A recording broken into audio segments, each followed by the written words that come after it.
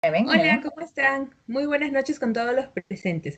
Agradecemos desde la Sociedad Peruana de Oncología Quirúrgica su gentil asistencia. Continuando con las actividades académicas, el día de hoy tenemos el agrado y el honor de tener a la doctora Shirley Marcela Alarcón, jefa del Servicio de Medicina Nuclear de la Clínica Ricardo Palma. Asimismo, quiero presentar al doctor José Richard Tenazoa, que me ayuda esta noche. Doctor Richard Tenazoa, R4 de cirugía oncológica, el cual el año pasado ganó el premio Mejor Póster y Trabajo de Investigación en el primer Congreso Nacional de la Sociedad.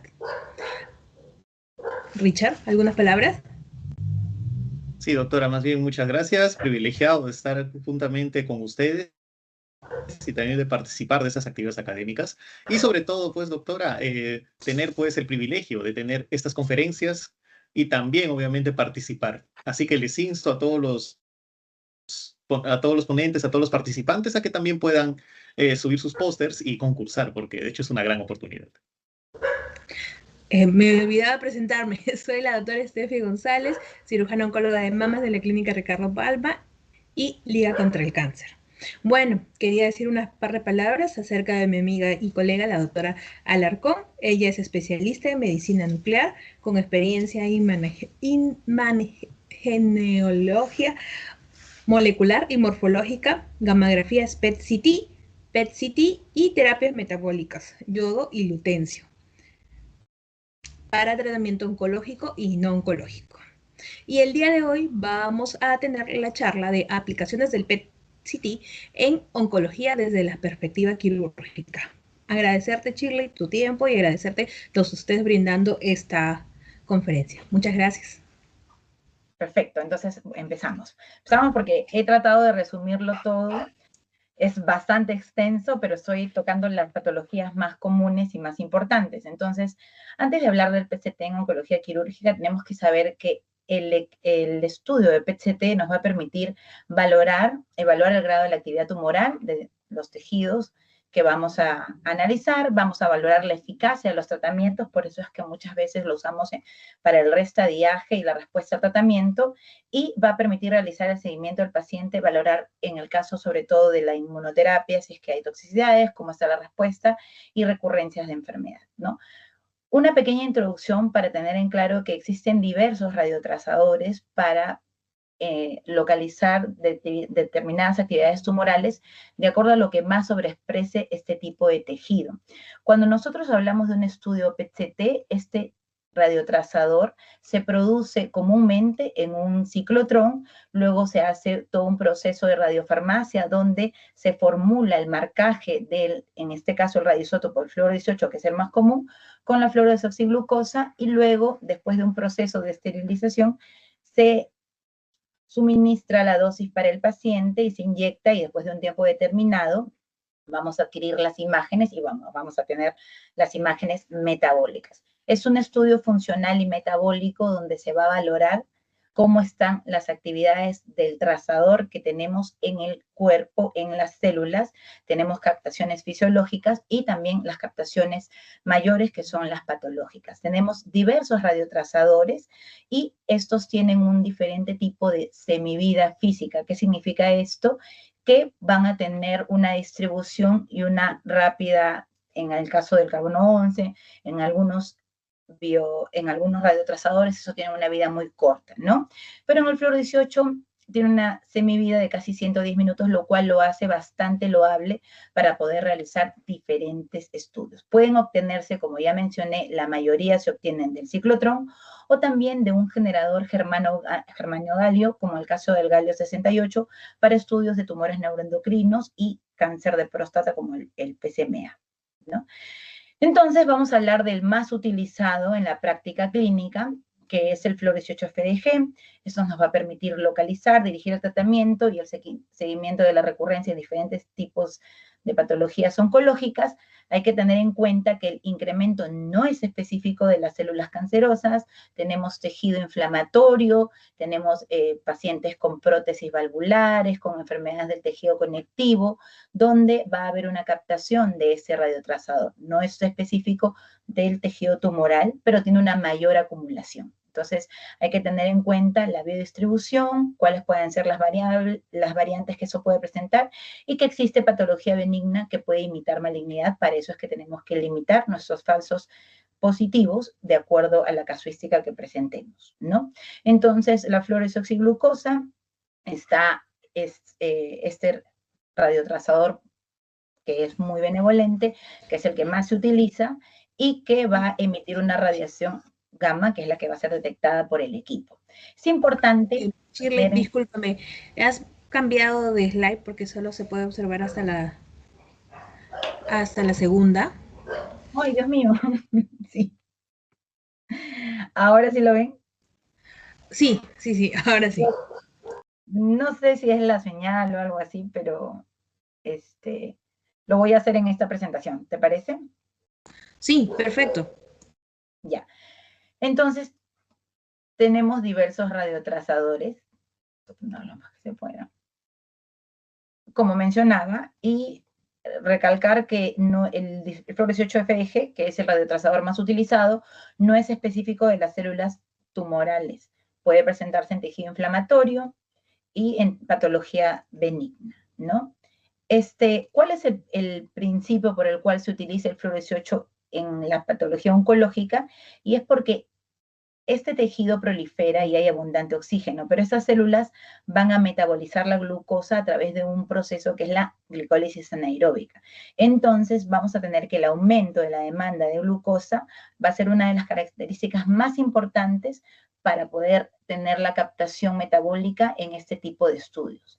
Va a haber una mayor absorción de glucosa para cumplir los requerimientos de esta célula que está en una división constante, ¿no? Entonces, nosotros tenemos que en las células tumorales va a haber un incremento de la expresión de los transportadores GLUT y un aumento de esta enzima, que es la enzima exoquinasa 2, y una disminución de la glucosa 6-fosfatasa.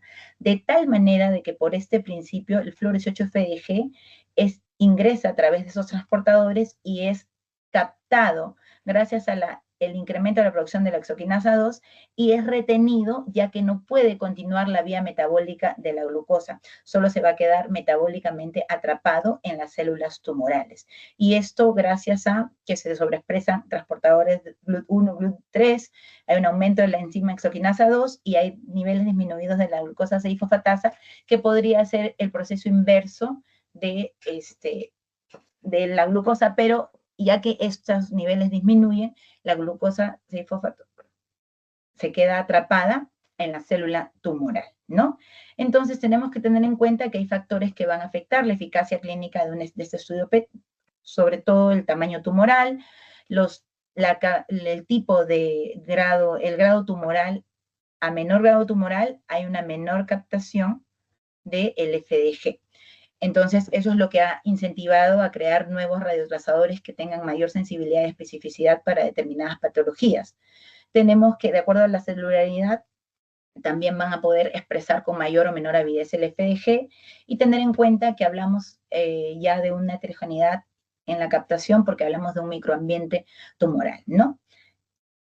Entonces, vamos a tener diversas imágenes que de acuerdo a su histología, como este paciente, donde hay una pobre captación del FDG, en cambio en un tejido tumoral que tiene una mayor agresividad o un mayor grado histológico, tiende a tener una mayor captación del FDG, como en la imagen de la derecha, ¿no? Entonces, hay que tener en cuenta que se utilizan tiene diversas utilidades en la oncología, sobre todo vamos a centrarnos en la estadificación, en este caso de diversas patologías oncológicas, ¿no? También es importante porque podemos determinar si es que una lesión que podemos ver por una imagen convencional es una lesión tumoral o no, y en pacientes que ya han sido tratados para determinar si es que lo que estamos observando en las imágenes tomográficas de seguimiento es una lesión residual o es solo fibrosis, y también cuál es el grado de necrosis post-tratamiento que puedan tener determinadas lesiones, ¿no? El protocolo, como ya lo sabemos, las dosis varían.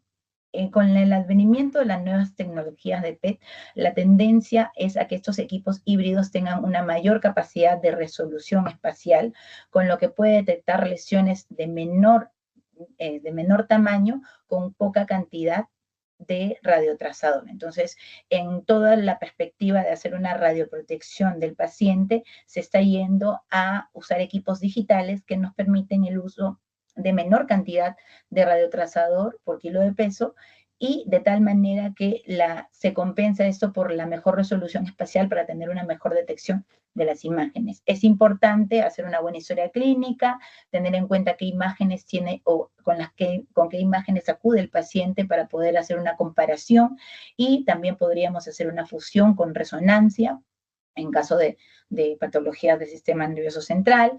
El paciente debe tener una preparación. En el caso del fluorosis FDG, el paciente debe hacer una dieta hipoglúcida hiperproteica, no deben suspenderse los fluidos con dextrosa, ya que usamos un metabolito de la glucosa, tenemos que tener un buen control de la glicemia, no debe de pasar más de 200, porque en ese caso vamos a tener falsos positivos en el estudio, falsos negativos, va a falsearse el estudio, y debemos de reprogramar, ¿no? El día del examen el paciente acude, se le hace una toma mediante el hemoglucotés para determinar cuál es el valor de la glicemia, y se inyecta el radiotrazador y se va a esperar unos 45, como mínimo 60 minutos idealmente para un estudio corporal total, o para evaluar tejido cerebral 30 minutos, pero esto es básicamente cuando hacemos para patología no oncológica, ¿no? Entonces hay que tener en cuenta cuál es la biodistribución fisiológica del FDG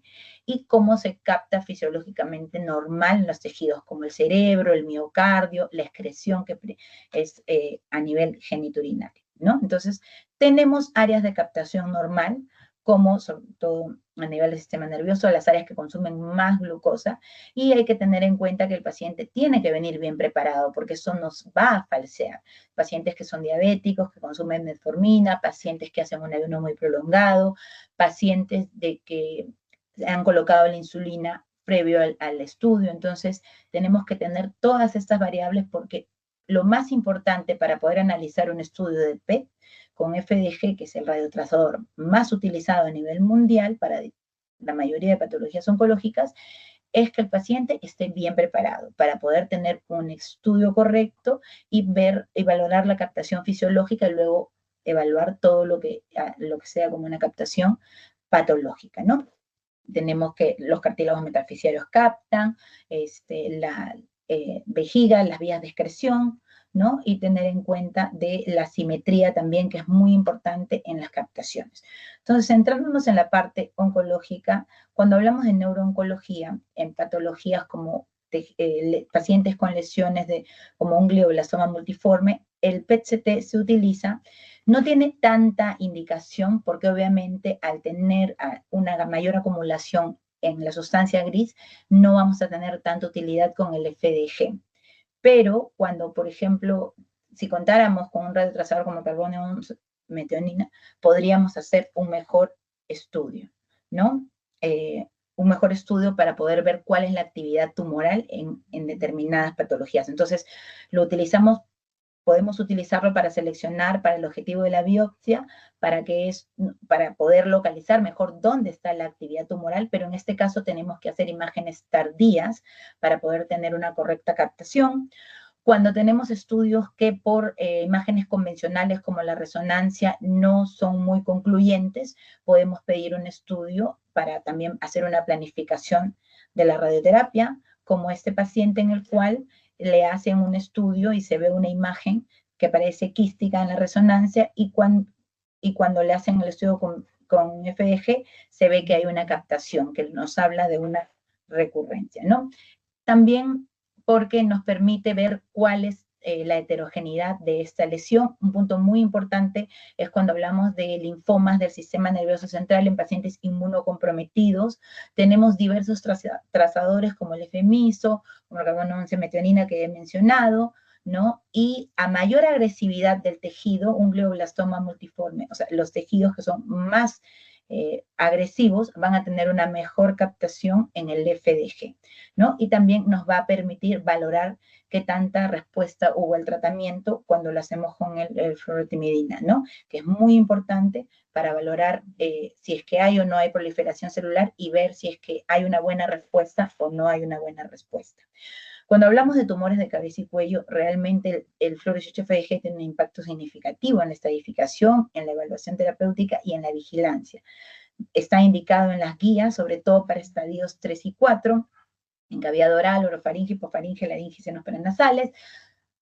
Muy importante para valorar la metástasis a distancia, para ver el estudio de primarios ocultos, y no tenemos tanta certeza como en el estadio N y M, pero igual tiene una alta precisión en algunos tipos de patologías, ¿no? Es importante, sobre todo, cuando vamos a hacer una planeación quirúrgica en tumores de cabeza y cuello que estén a nivel de la línea media, para ver qué estructuras comprometen y para poder hacer un mejor manejo de cuál va a ser el abordaje quirúrgico, ¿no? Para la estadificación N tiene una sensibilidad del 90%, una especificidad bastante elevada en comparación con las otras técnicas de tomografía. Es importante porque valoramos qué ganglios van a estar comprometidos y sobre todo a nivel de cabeza y cuello, a nivel mediastínico, para valorar estaciones ganglionares más inferiores, ¿no? Es muy importante. Metástasis a distancia, eso es bastante claro en la utilidad del FDG para poder detectar lesiones a distancia, ya que el estudio es un estudio de cuerpo completo, nos permite hacer una buena estadificación del paciente para el posterior manejo que éste va a tener. Si es que va a tener un chance quirúrgico o si el paciente va a ir a una quimioterapia, radioterapia, y luego valorar la respuesta al tratamiento. Cuando nosotros estadiamos, lo más importante en cabeza y cuello es valorar la metástasis a distancia, ¿no? No solo la captación de la lesión primaria, y también, si es que no se ha hecho una correcta biopsia, poder ver cuáles son las áreas heterogéneas donde puede haber necrosis, donde debería captarse, ya que la necrosis no me va a captar FDG, entonces para poder limitar bien la lesión primaria y sobre todo para hacer una estadificación, ¿no? Podemos encontrar pacientes con metástasis a distancia, como este paciente que tiene una metástasis cerebral, ¿no? Pacientes con nódulos pulmonares y con implantes cutáneos, ¿no? La región paravertebral. Entonces, se encuentra dentro de las guías, y un punto muy, muy importante es cuando hacemos la evaluación de la respuesta al tratamiento, en qué tiempo posterior a la quimio-radio lo vamos a hacer, ¿no? Lo más importante es que si queremos valorar cuál es el resultado después de la quimioterapia, debemos idealmente hacer un PET-CT entre los 3 a 6 meses posterior al término del tratamiento. Si lo hacemos pasado las 12 semanas, tenemos una ventana entre 12 y 3 meses entre menos de las 12 semanas que podemos falsear el estudio. Entonces, a partir del tercer mes hasta los 6 meses es el tiempo ideal para poder hacer el tratamiento. Y hay que tener en cuenta que cuando hacemos un estudio de PET-CT, si es que este nos sale negativo en un paciente con un cáncer de cabeza y cuello, este tiene un alto valor predictivo, entonces incrementa la supervivencia. Entonces es muy importante. En caso de que el estudio nos salga dudoso, se tiene que repetir de forma secuencial para poder ver si es que no es un tejido que permanece inflamatorio por una actividad, por estar con el efecto todavía posterior a la radioterapia, entonces, que se da en algunos pacientes. Entonces siempre valorar bien junto con otras técnicas diagnósticas, ¿no? En la detección de de patología de tumores primarios desconocidos o no conocidos, es muy importante hacer un PET-CT, ya que este tiene una sensibilidad del 89% y una especificidad del 84%, ¿no? Muy importante porque la mayoría de sitios primarios están localizados a nivel de cabeza y cuello. Entonces, esto nos permite no solo valorar el lugar primario, sino la enfermedad metastásica, ¿no? Y también en pacientes que tienen patología de cabeza y cuello podemos ver cánceres primarios sincrónicos, ya que los factores de riesgo como el hábito de fumar y el alcoholismo tienen una alta probabilidad para ser segundos primarios, ¿no? Y es muy importante, ya que llega a tener una especificidad del 95%, ¿no? Tenemos pacientes, ¿no?, donde tienen lesión primaria, y luego cuando hacemos el estadiaje para ver estación ganglionar, vemos presencia de ganglios positivos a nivel mediastínico, ¿no? Entonces esto es muy, muy importante. Vamos a tener que los cambios por la radioterapia muchas veces pueden limitar el uso de las imágenes convencionales, por eso es que es muy importante el PET con FDG.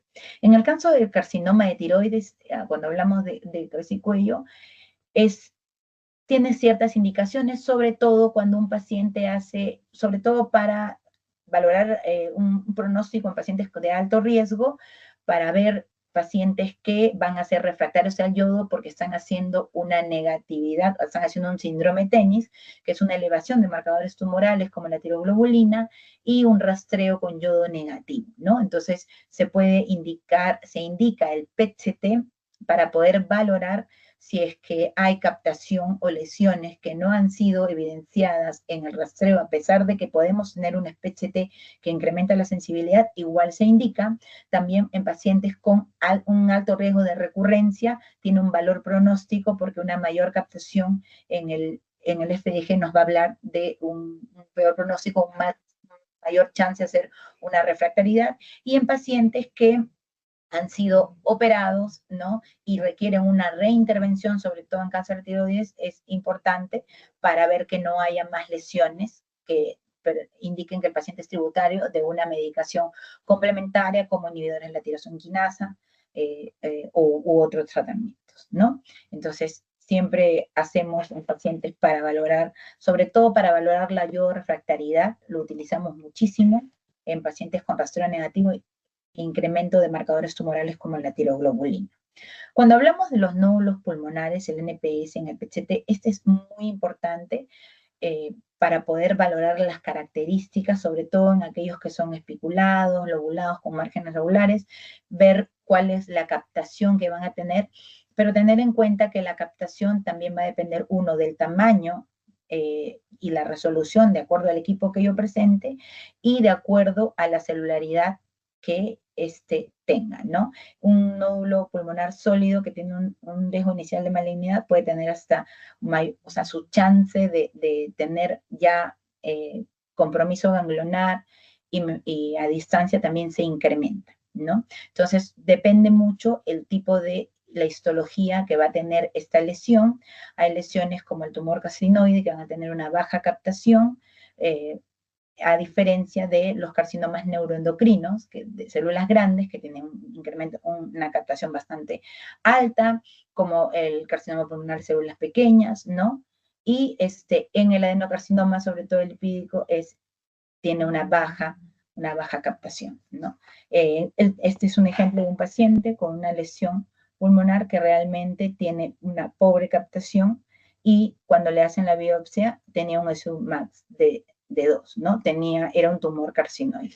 Entonces hay que valorar la histología para poder tener la captación. En cambio, en los carcinomas de células no pequeñas, estos tienden a ser una gran captación, ¿no? Entonces, en los inicios tempranos del carcinoma pulmonar de células no pequeñas, sobre todo en el estadio 1, en el estadio 2 y sobre todo en los estadios localmente avanzados, es muy importante la valoración de los ganglios linfáticos mediastínicos y para poder valorar la metástasis a distancia en casos de pacientes con metástasis extracraneales, ¿no? Esto puede ayudar a seleccionar cuáles son los pacientes que van a que van a tener un mejor manejo quirúrgico y para valorar si es que hay tumores periféricos, ¿no? Para valorar también si es que tenemos o no tenemos metástasis a distancia como metástasis óseas.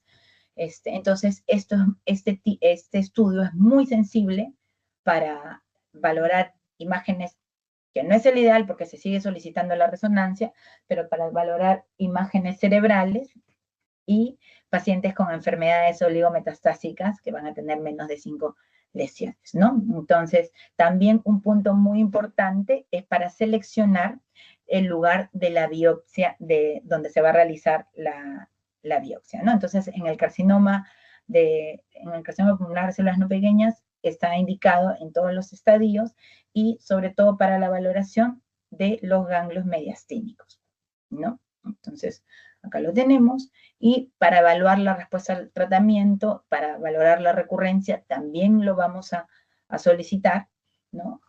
Lo más importante es cuando valoramos un paciente con cáncer pulmonar, es tener cuál va a ser la intención, curativa o no curativa, ¿no? Entonces, para poder tener un correcto manejo del tipo de resección que vamos a realizar, es importante tener en cuenta si es que hay infiltración o no de los ganglios mediastínicos. Por eso es que el PET-CT tiene una gran relevancia, ¿no?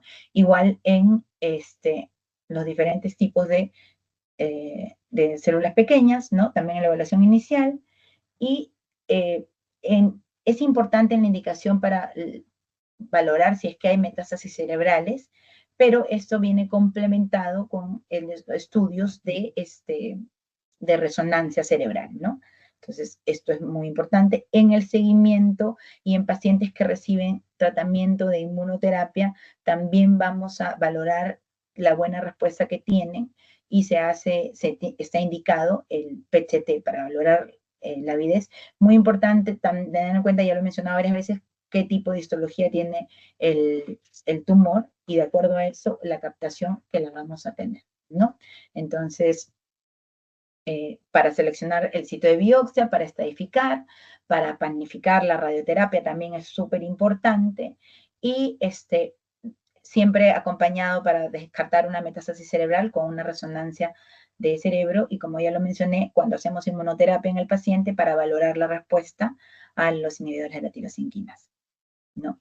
Tenemos que en pacientes con mesotelioma el PET-CT nos puede ayudar para poder guiar la biopsia para tener un mejor, en casos de engrosamiento pleural, donde está la acumulación de la mayor captación metabólica para poder tener una correcta toma de muestra. En pacientes que para valorar la enfermedad extratorácica en el mesotelioma, ¿no? Para ver si es que vamos a hacer una cirugía radical o una decorticación, ¿no? Como si es una paciente que ya estaba tratada con una pleurodesis y luego seguía teniendo sintomatología y se evalúa que hay una captación nodular a nivel pleural y también presentaba adenopatías mediastinales que estaban hipermetabólicas, ¿no? Evaluar la respuesta al tratamiento en caso de incertidumbre en el diagnóstico por imagen convencional. Muchas veces el PET-CT es indicado, pero no antes de tener una tomografía del lugar primario, ¿no? Cuando hablamos de cáncer de mama, tenemos que tener en cuenta que hay los 4 tipos más comunes de cáncer de mama, el luminal A, el luminal B, el triple negativo y el HER2. Entonces, cuando tenemos un menor grado histológico, una mayor diferenciación celular, hay una menor captación del FDG. Entonces, en cáncer de mama, en los triples negativos y en los HER2 es donde está más recomendado en cáncer de mama localmente avanzado poder indicar un PET con FDG, ya que hay una gran avidez por parte de las células de este tipo celular para la captación del FDG, perdón. Y cuando tenemos un luminal B, capta menos FDG y un luminal A tiene poca captación. Por eso es que se recomiendan o están creados otros trazadores como el fluoro-18 estradiol, sobre todo para la expresión de receptores de estrógenos, como en el caso del luminal A, que es el más común y es el menos agresivo, ¿no? En Perú nosotros tenemos una gran incidencia de pacientes con triple negativo y HER2, entonces sí tenemos una gran utilidad del FDG, pero existen diversos radiotrazadores que se están creando para incrementar la sensibilidad y tener una mayor estadificación en pacientes con cáncer de mama, siendo el cáncer más frecuente, ¿no? En la mujer, ¿no? Entonces, a partir del cáncer localmente avanzado, vamos a indicar un estudio con PET, en este caso con FDG, para ver no solo la lesión primaria, sino el compromiso ganglionar y el compromiso a distancia, en este caso patología, lesiones óseas, ¿no? Entonces, el FDG en la estadificación inicial es muy importante para valorar la enfermedad a distancia, tener en cuenta que el principal lugar de metástasis suele ser hueso, luego hígado, pulmón y cerebro, pero en ese caso vamos a tener siempre que acompañarlos de un estudio de mayor especificidad como es la resonancia, ¿no? Y cuando se compara el PDFG para la valoración de metástasis a distancia con los métodos convencionales, esos tienen una gran sensibilidad en comparación con la tomografía, ¿no? Entonces, hay pacientes de estadiaje 3 que suben a estadio 4 gracias a la detección hasta en un 24% de enfermedad metastásica. Y cuando lo comparamos con la gamografía ósea, que es el estudio que solemos pedirle a los pacientes, tener en cuenta que las lesiones plásticas son las que son captadas por tecnesio 99-MeP, que hace una fijación a la hidroxiapatita, y se pueden valorar, pero en mayor agresividad tumoral con lesiones líticas, la captación es menor. Si tenemos un PET-FDG que es positivo, ya no se recomienda complementar con una gamografía ósea, ¿no? Entonces, no olvidar que en cáncer localmente avanzado está indicado el PET-CT con FDG a partir del estadio 2B, y es muy importante para el proceso diagnóstico y terapéutico que va a tener la paciente, ¿no? Cuando hablamos del cáncer colorectal, tenemos que tener en cuenta que para el estadiaje no es no hay una gran, para el estadiaje no tiene una recomendación importante, para el estadio ganglionar tampoco tiene tanta relevancia como las otras técnicas diagnósticas de tomografía y resonancia, de acuerdo al primario, pero cuando se compara a nivel del cáncer colorectal, lesiones en colon y recto, hay una mayor sensibilidad y especificidad para la localización ganglionar en cáncer rectal, en comparación con cáncer de colon, ¿no? Entonces, y está indicado para valorar la metástasis a distancia, sobre todo para poder tener cuál va a ser el planeamiento quirúrgico, porque podemos tener resección del tumor primario y podemos tener también hacer una metastasectomía de acuerdo al número de lesiones que podamos tener, ¿no? O planificar una cirugía y luego, si el paciente, por ejemplo, como este paciente que en el seguimiento se le observa una metástasis hepática, decidir si es que es candidato para una metastasectomía o se puede tratar con una radiofrecuencia, ¿no? Entonces, el PET-CT nos ayuda a evaluar de posterior al tratamiento inicial si es que hay una recurrencia temprana y si es que qué número de lesiones hay y cuántas y si son tributarias de cirugía o tratadas con una radiofrecuencia, ¿no? Entonces, es muy importante. En el carcinoma hepatocelular realmente el FDG no tiene una gran relevancia, nosotros lo utilizamos, pero existen otros marcadores que tienen una mejor captación, como la metionina, y se van a utilizar en pacientes sobre todo con imágenes tardías, ¿no? Si es lo que tenemos en el medio y no tenemos otros radiotrazadores, siempre hay que valorar la imagen tardía para poder ver cómo permanece con la concentración de la imagen metabólica.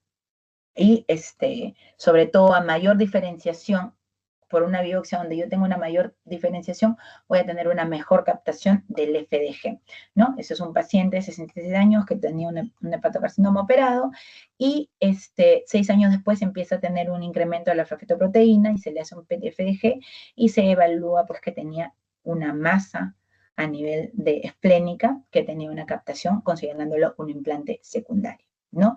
Y lo que mencionaba hace un rato es que si tenemos solo el PET con FDG, vamos a hacer el estudio basal y luego le vamos a hacer imágenes tardías para que la captación fisiológica del hígado disminuya y permanezca incrementada la actividad en el tejido tumoral, ¿no? Como este es un carcinoma hepatocelular, ¿no? Tenemos otros radiotrazadores, que es el carbono 11 acetato, perdón, dije metionina hace rato, y esto a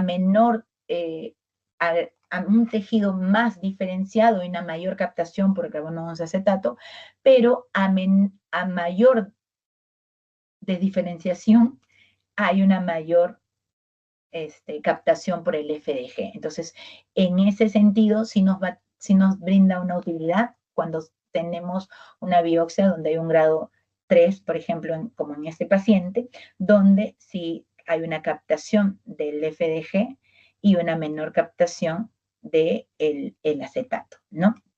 Cuando hablamos de tumores neuroendocrinos, tenemos diferentes tumores neuroendocrinos, sobre todo los más comunes por agrupación es los gastroenteropancreáticos. Y ahí hablamos de diferentes radiotrazadores. Tenemos que, de acuerdo al KI67 que presenta el paciente, vamos a tener una mayor o menor captación dependiendo del radiotrazador que vamos a utilizar. Podemos utilizar un galio 68 con dotapéptidos, podemos usar el cobre 64 con dotatate, o podemos utilizar el fluor 18 IVNOTA para poder tener una mejor estadificación.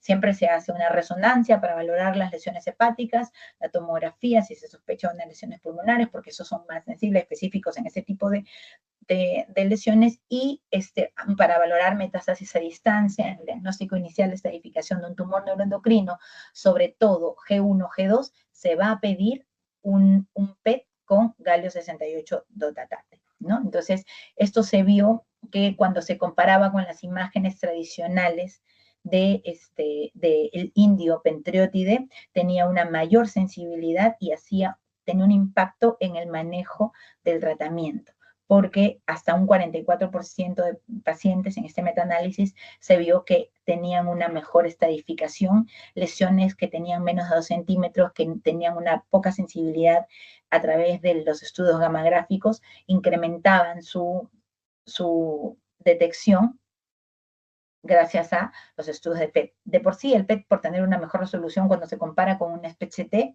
va a tener una mayor sensibilidad y especificidad.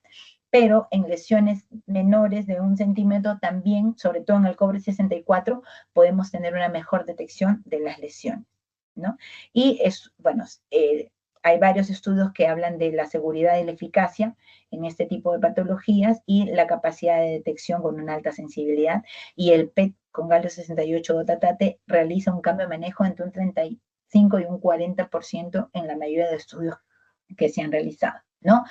Tenemos diversos radiotrazadores, sobre todo cuáles tienen una mayor sobreexpresión. El tejido tumoral de estos tipos de tumores tienen una mayor sobreexpresión de los receptores de somatostatina tipo 2, que es donde hay una mayor afinidad, sobre todo por el galio 68 dotatate y el cobre 64, ¿no?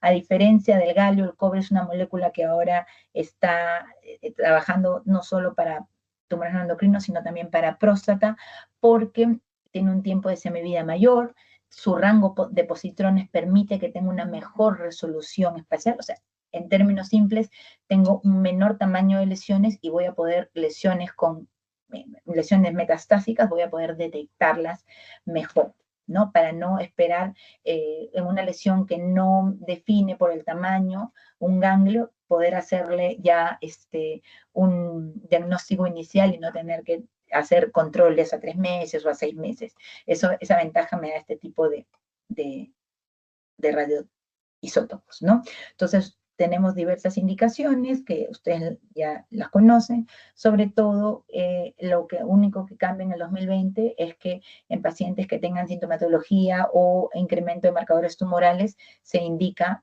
como un uso apropiado el PET con dotapéptidos, ¿no? Entonces acá tenemos imágenes convencionales donde un paciente que tiene un tumor pancreático y este paciente es tratado con everolimus y después se le hace un PET y aparentemente hay una necrosis quística que nos está dando una pseudoprogresión, una falsa progresión, pero cuando se hace el examen con un radiotrazador para ver la imagen metabólica, esto está hipocaptador, o sea, no hay metabolismo en esa lesión. Entonces, hay imágenes que podrían falsearnos, sobre todo en métodos convencionales, y ese es el aporte del PET con dotapéptidos para poder tener la valoración de una captación tumoral activa, ¿no? Ya está indicado en las diferentes guías. Y tener en cuenta que a mayor grado histológico, va a perder la sobreexpresión de receptores de somatostatina y va a haber una mayor captación del FDG. Entonces lo indicamos cuando hay un Ki-67 más del 5% para poder valorar si es que no han habido lesiones que se han evaluado que no han sido vistas en el galio dotatate o que no tienen captación, o hay lesiones que se evidencian pero no tienen actividad metabólica, se complementa con un estudio de FDG para ver si estas lesiones que estamos viendo son residuales o que, ya que es un tumor tan heterogéneo, están teniendo una captación de FDG porque están haciendo una desdiferenciación y son más agresivas, ¿no? Entonces también es importante porque nos puede guiar el sitio de la biopsia cuando se hacen los estudios duales, y hay que tener una correcta valoración en base a la al punto histológico que es el KI67 en estos pacientes para poder saber si es que son o no tributarios de un tratamiento quirúrgico, o son tributarios de cirugía más ablación, si es que solo hay pocas lesiones metastásicas hepáticas con una resección, ¿no?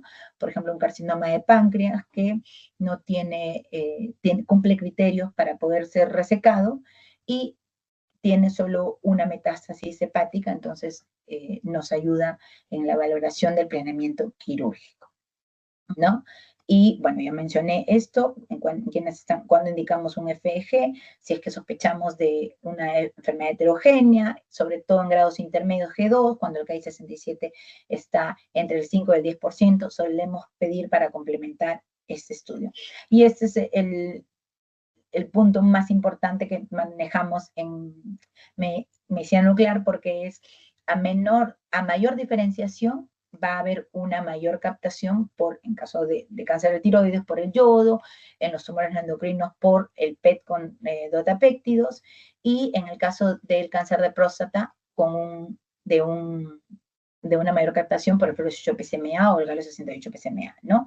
Pero cuando el tejido se vuelve más agresivo, empieza a desdiferenciarse, vamos a tener ese flip-flop que le llamamos, donde hay una mayor captación por el FDG, ¿no? Entonces, dentro de los tumores ginecológicos es también muy, muy importante valorar cuáles van a tener una mayor avidez por el FDG, como el carcinoma escamoso, el endometrioide, el seroso de alto grado, un carcinoma de ovario, ¿no? Y los carcinomas mucinosos, que van a tener tanto a nivel intestinal, a nivel de cabeza y cuello, siempre van a tener el tejido, es un tejido hipometabólico, o sea, es un tejido que tiene poca captación por el FDG, no es hipometabólico, sino que tenía una baja captación, una baja avidez por el FDG, ¿no? Entonces, es muy importante tener en cuenta porque los tumores endometriales, sobre todo el carcinoma endometrial, va a tener un ICV bastante alto.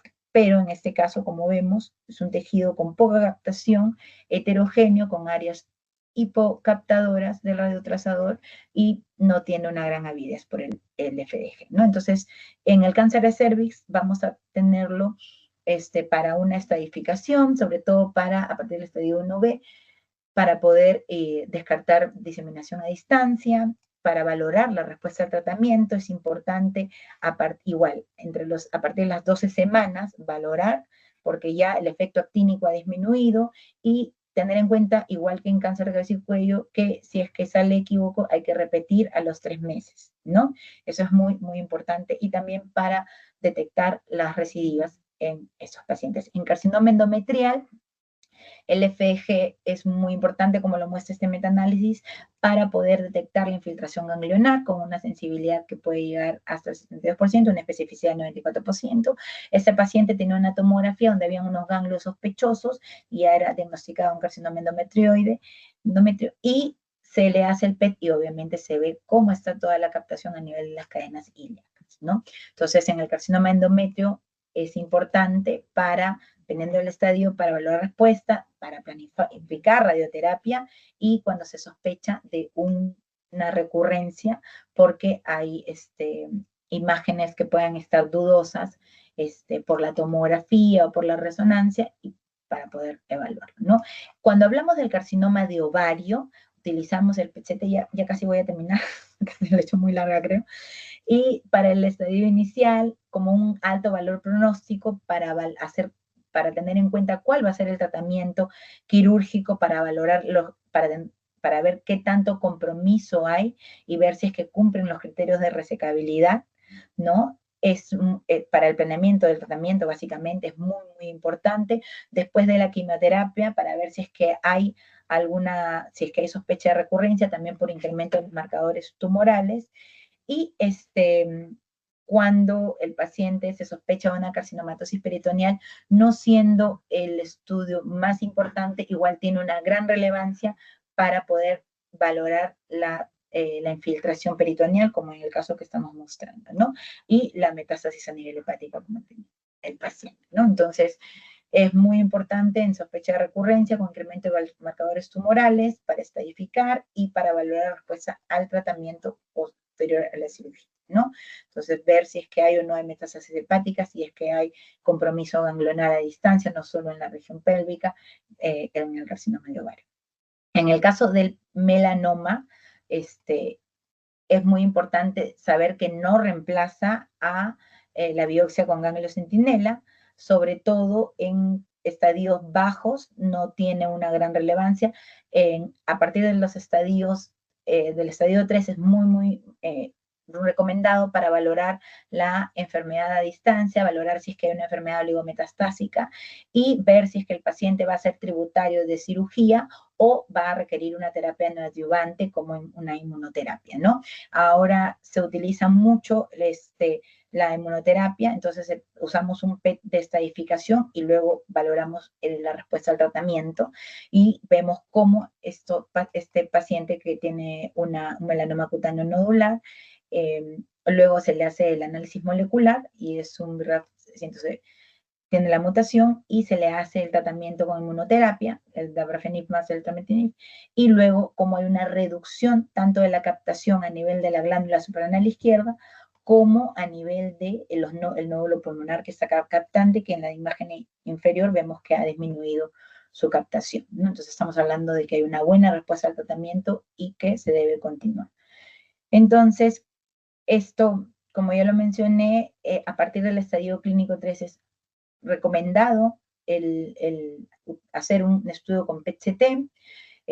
Hay pacientes que, sobre todo, y eso lo pongo porque hay un punto muy clave para nosotros, de acuerdo a la captación que va a tener o sea, el SV que va a tener las lesiones del melanoma en su estudio inicial, nosotros podemos tener un valor pronóstico para saber si este paciente va a progresar rápidamente o va a ser metástasis cerebral, como este caso, que es un estudio que ellos hacen durante más de 10 años y valoran la presencia de metástasis hepática, perdón, metástasis cerebral en el primer año posterior a la estadificación, de acuerdo al gran valor de SV que tenían estos pacientes, ¿no? Entonces, este paciente tenía un SV de 52 en las metástasis ganglionares y este PET-CT, este valor de SV, nos puede hablar de que hay un mayor riesgo de que el paciente progrese durante el primer año de enfermedad, ¿no?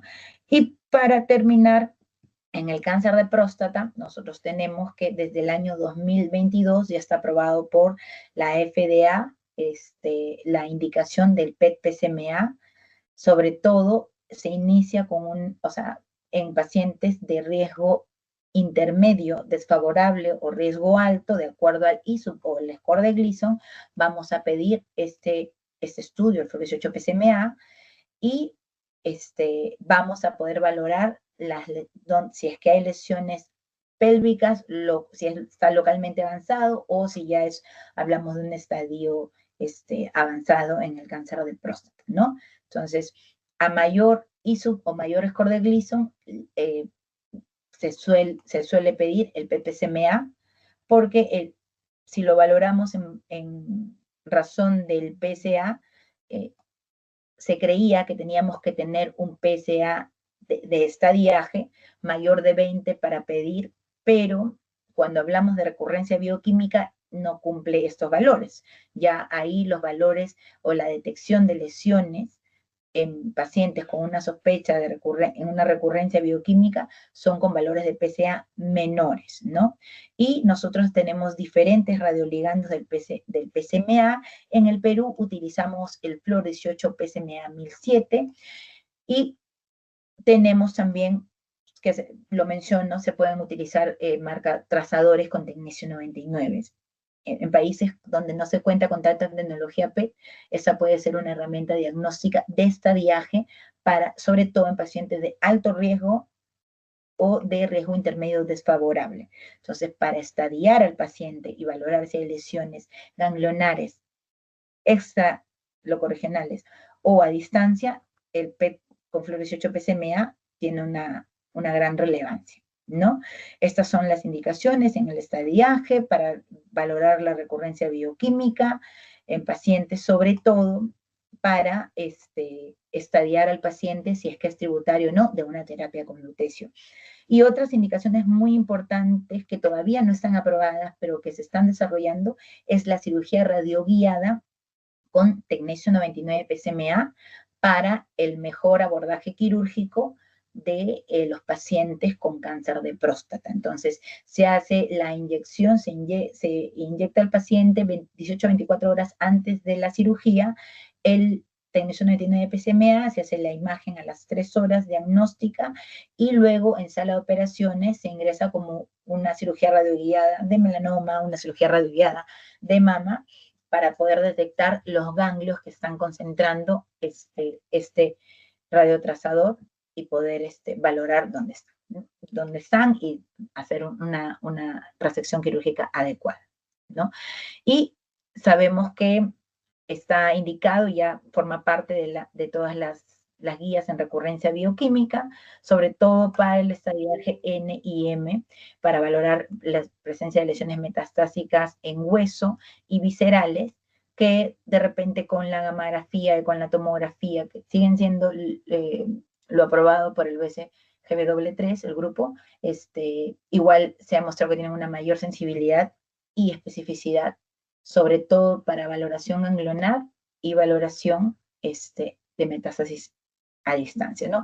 Es gracias a este estudio, que es el ProPSMA del grupo australiano, donde ellos comparan las imágenes convencionales en 302 pacientes con el PET-PSMA y ven que hay una mayor exactitud diagnóstica, una mayor sensibilidad y especificidad, sobre todo en la detección de nodos ganglionares pélvicos y también a nivel de metástasis a distancia, ¿no? Entonces, antes se utilizaba el fluoroxochocolina, pero hicieron varios metaanálisis donde el galio 68 PSMA a menores valores de PSA tenía la capacidad de detectar mayores lesiones, y cuando hemos hecho estudios con el fluoroxocho PSMA, que es lo que tenemos, y el galio 68 PSMA, el fluoroxocho PSMA ha mostrado una no inferioridad a la exactitud diagnóstica y a la detección de lesiones. Tienen diferentes medios de excreción, pero hoy por hoy ya están utilizados a nivel mundial para poder estadificar al paciente, lograr la recurrencia bioquímica y para poder seleccionar a los pacientes que son candidatos a una terapia metabólica como el lutecio, ¿no? Y bueno, este es el resumen que les he hecho de las indicaciones donde realmente está aprobado el uso del PET con FDG, como ya lo mencioné, cáncer de cabeza y cuello, cáncer de pulmón, dependiendo del estadio localmente avanzado en cáncer de mama, cáncer rectal para valorar el intento curativo, y bueno, eso es todo. No olvidar que lo más importante siempre es tener un equipo multidisciplinario para poder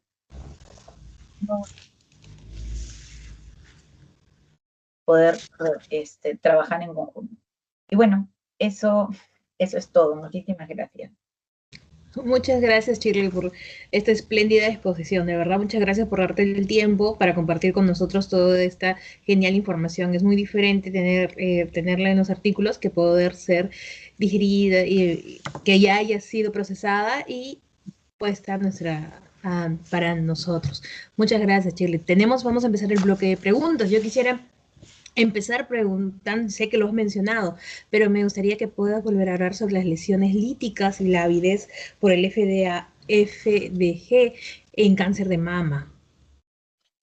Ya, eso es un punto súper importante. O sea, acá en el Perú, como no contamos con el fluoroxocho FES, nosotros siempre tenemos que seleccionar qué pacientes les vamos a pedir el FDG, ¿no?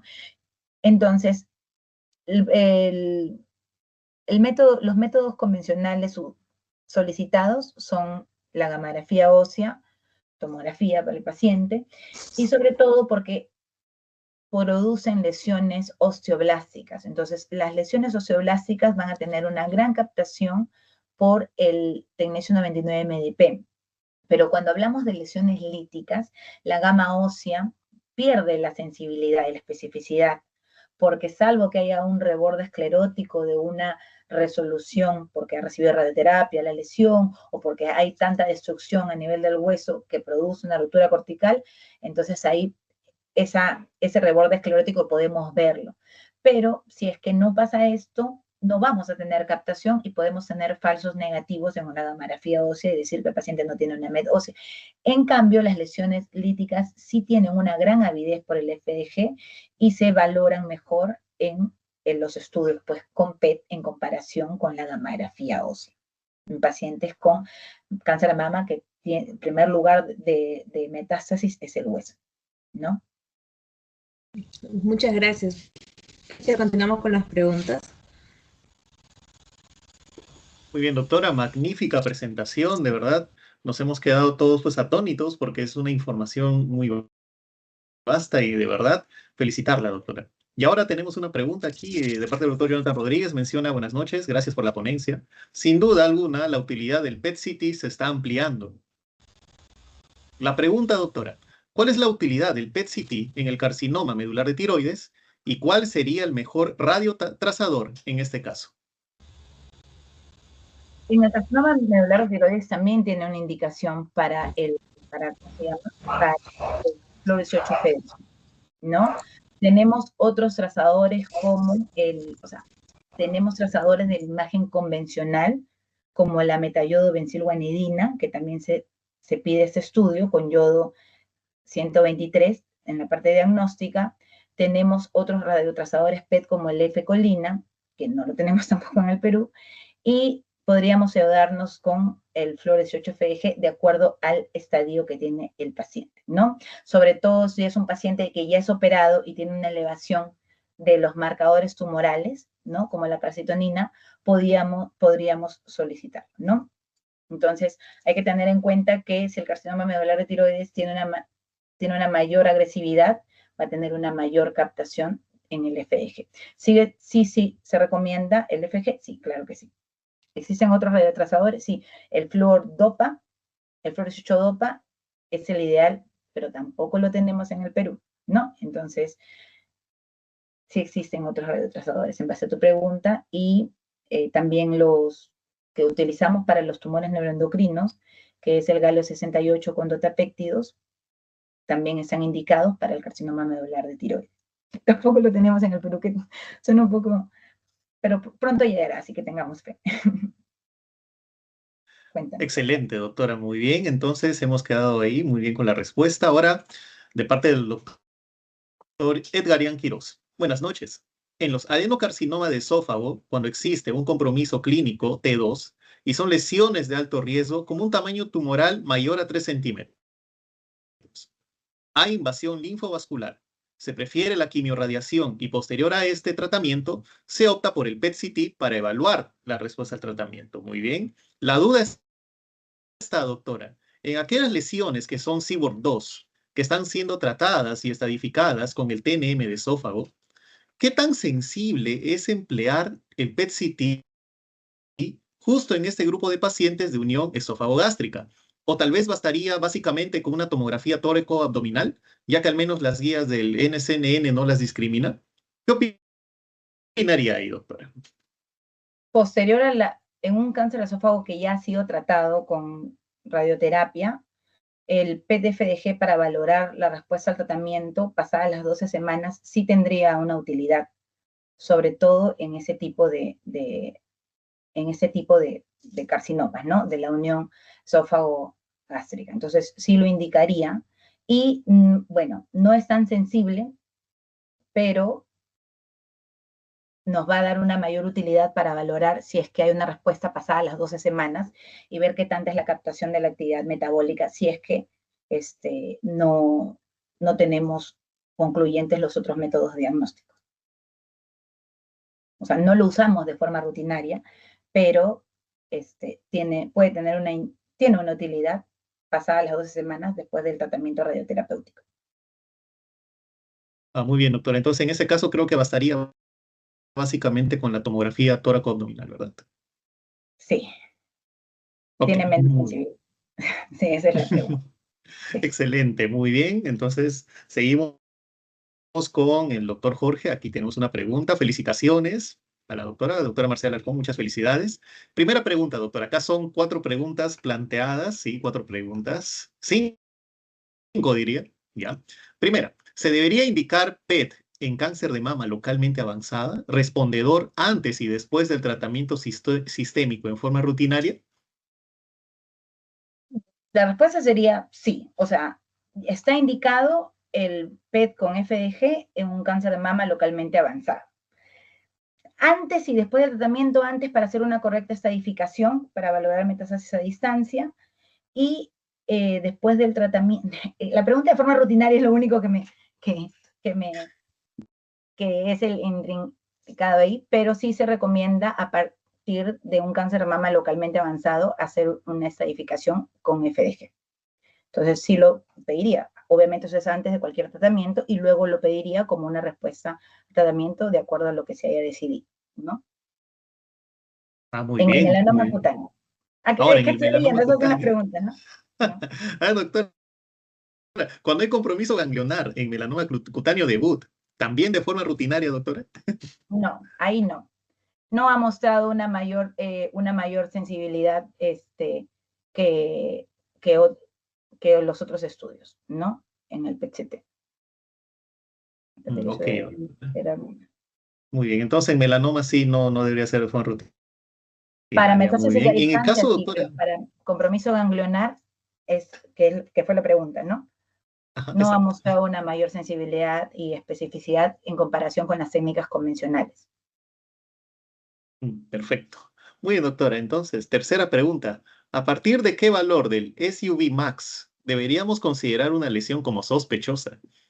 Esa es la pregunta que nos hacen todo el tiempo, pero no existe un valor estandarizado. O sea, hay que tener en cuenta que cuando hacemos un estudio de PET, lo primero que nosotros medimos, porque nosotros hacemos valores cualitativos y valores semi-cuantitativos, que no solo es el SVmax, sino también hablamos de la tasa metabólica tumoral y de la tasa glicolítica.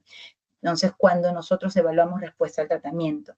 Entonces, no existen puntos de corte donde nosotros podemos hablar de una mayor agresividad tumoral, pero no hay un punto promedio que yo diga, si una lesión capta más de 5, esta lesión sí o sí es tumoral. No, eso no. O sea, se tiene que valorar la histología, el grado de diferenciación, si ha recibido o no, o sea, en estadificación, la histología, si es que tiene ya un diagnóstico determinado, porque también lo usamos para primarios no conocidos, ¿no? Y ver siempre, lo que podría decir yo es que a mayor SUV, el pronóstico se vuelve un poco, porque hablamos de un tejido más desdiferenciado y más agresivo. Entonces, va a tener un mayor valor pronóstico a mayor valor de SUV, ¿no?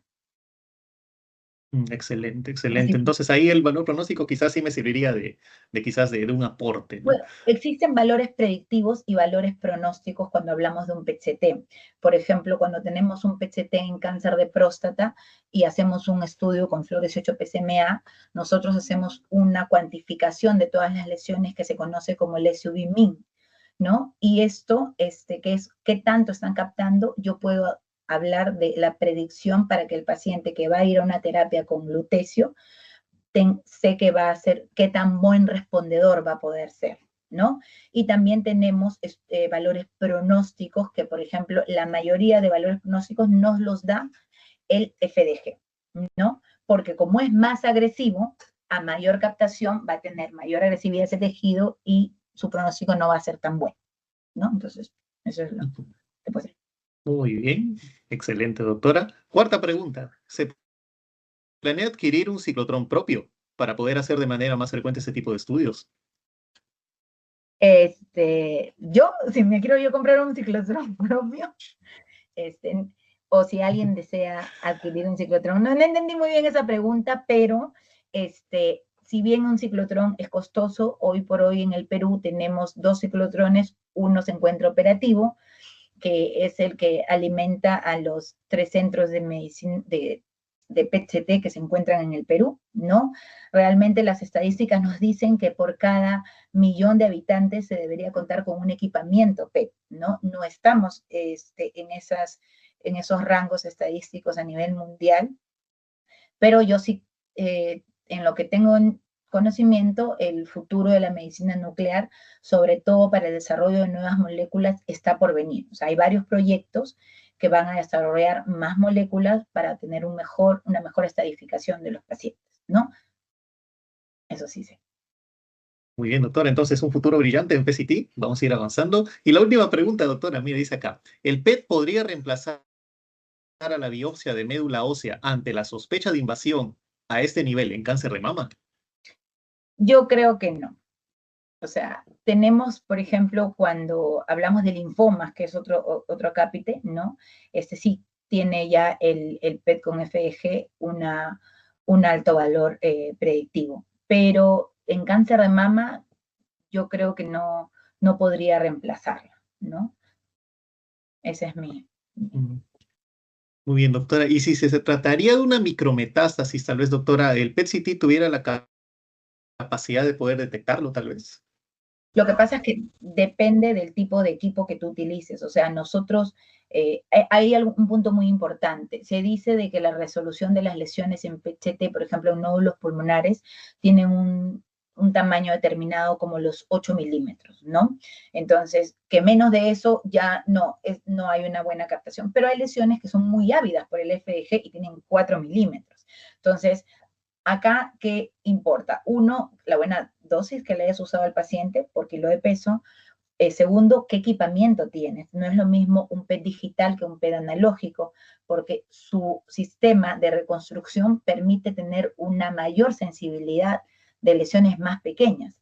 Entonces, sí voy a poder valorar la micrometástasis, porque va a ser captador o va a tener avidez por el FDG.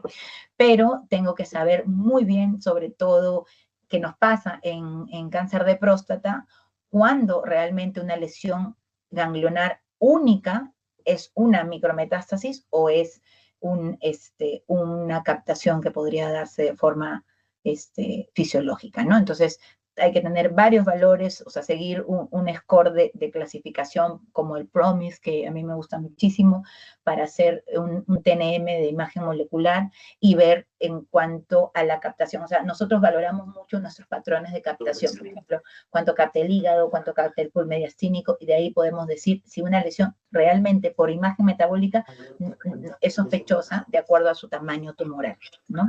Bueno. Muy bien, doctora. Muchas gracias. Shirley, muchísimas gracias. Muchas gracias, doctora. Doctor Steffi, el tiempo con usted. Queremos dar por finalizada esta primera parte, primero agradeciéndote por dedicar todo ese tiempo, de verdad ha sido muy provechoso toda esta hora y media, y sin antes no invitar al doctor Mauricio León, para que nos pueda invitar al Congreso. Sí, buenas noches con todos. Gracias, Shirley, por la tremenda exposición que nos has hecho. Siempre estás presta a ayudar y siempre tus conferencias son muy bonitas y muy ilustrativas. Gracias, doctor Alarcón.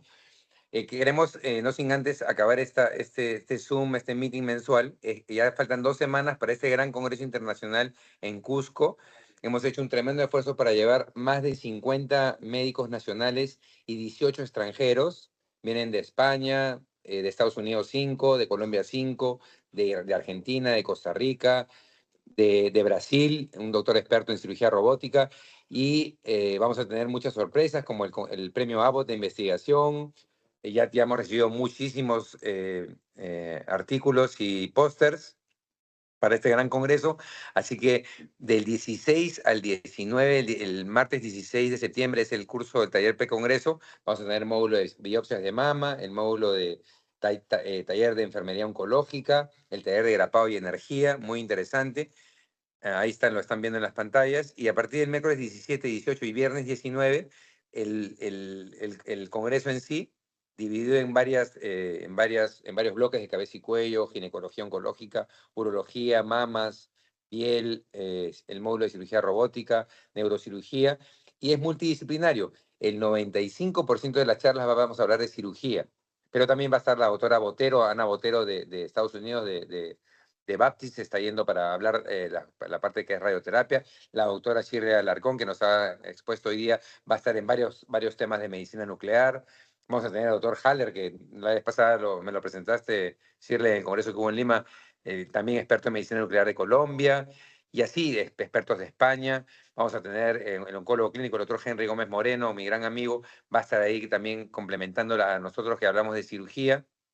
Y muchas sorpresas, tenemos el módulo de cirugía de la Sociedad Civil contra el Cáncer, va a estar la gerente de la Liga contra el Cáncer, Susana Wong de Lazo Rosado, de Semáforo Oncológico, va a estar Silvia Miro Quesada de Unos Días con Bobby, va a estar Gonzalo Díaz de Mauchis, y mucha de la sociedad civil que ayuda a la sociedad para este mal del cáncer. Tenemos el módulo de cirugía robótica y vamos a llevar por primera vez al Cusco el demo del robot Da Vinci. Como todos sabemos, hay 4 robots en Lima, en el Perú solo están en Lima, y primera vez que vamos a llevar este demo que está en la pantalla a Cusco. Así que queremos que esté lleno este gran esfuerzo que este congreso en realidad nos está costando casi $100.000. Está muy, muy bonito, ha sido un trabajo, es un esfuerzo tremendo, lo hemos podido hacer. Queremos que esto sea lindo. Tenemos una gran inauguración el día miércoles 17 y el día viernes 19 un almuerzo de clausura con homenaje a 4 maestros nuestros. Es el doctor Edgar Amorín Cajat, uno de los homenajeados. El otro doctor es el doctor Sea de Cusco. El otro doctor es el doctor Pedro Sánchez de Ingunza y el doctor Hugo Heineke, profesores nuestros, lo vamos a homenajear, y a una enfermera, a la enfermera René Somocurcio, que es un instrumentista del doctor Eduardo Cáceres y de mi padre en neoplásicas. Tiene una gran experiencia, así que tenemos muchas cosas, muchas novedades en este congreso y una sección de coaching oncológico.